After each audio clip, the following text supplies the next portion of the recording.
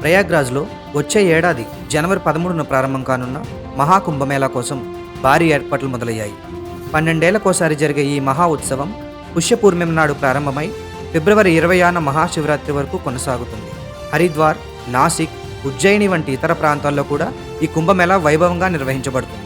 అనేక దేశాల నుంచి లక్షలాది మంది భక్తులు, సాధువులు, అఘోరాలు ఈ ఉత్సవంలో పాల్గొననున్న నేపథ్యంలో యూపీ ప్రభుత్వం ముందస్తు ఏర్పాట్లకు సిద్ధమైంది. కుంభమేళా హిందూ సాంప్రదాయంలో అత్యంత పవిత్రమైన ఉత్సవంగా పరిగణించబడుతుంది. ఈ మహామేళా గంగా, యమున, సరస్వతి నదుల సంగమంలో జరుగుతుంది. ఈ నదుల కలయిక వద్ద స్నానం ఆచరించడం వల్ల పాపాలు తొలగిపోతాయని భక్తులు భావిస్తారు. దేవతలు మరియు అసురుల మధ్య అమృతం కోసం జరిగిన సంగ్రామంగా వేదాల్లో వర్ణించబడింది. ఈ మేళాలో స్నానం చేస్తే వ్యక్తిగత కర్మలు మరియు పాపాలు తొలగిపోతాయని నమ్మకం.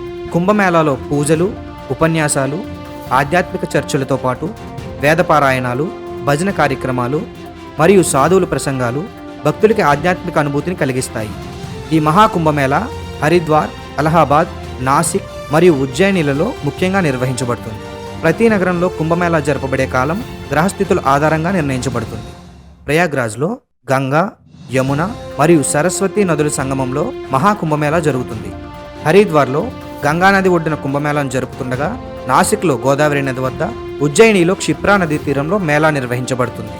లక్షలాది మంది భక్తులు ఈ ఉత్సవానికి హాజరవుతారని అంచనా వేస్తున్నందున ప్రభుత్వం విస్తృత భద్రతా చర్యలను చేపడుతుంది.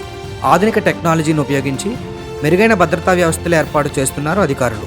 ఏర్పాట్లలో భాగంగా భక్తుల సౌలభ్యం కోసం తాత్కాలిక వసతులు, క్యాంపులు ఏర్పాటు చేయబడతాయి. వీటిలో మంచినీరు, ఆరోగ్య సేవలు, మెడికల్ క్యాంపులు అందుబాటులో ఉంటాయి. ట్రాఫిక్ నియంత్రణ మరియు రవాణా సౌకర్యాలు కూడా భక్తుల భద్రతకు ముఖ్యమైనవి. కుంభమేళా ప్రాంతంలో రద్దీని తగ్గించడానికి ప్రత్యేక రూట్లు రూపొందించబడ్డాయి. సాధువులు, మఠాధిపతులు కుంభమేళాలో ప్రత్యేక కార్యక్రమాలు నిర్వహిస్తూ భక్తులను ఆధ్యాత్మిక మార్గంలో నడిపిస్తారు. ఇలాంటి సందర్భాల్లో ప్రజలు తమ పునర్జన్మకు ప్రేరణ పొందుతారు. కొత్త ఉత్సాహంతో జీవితం వైపు మొగ్గు చూపుతారు.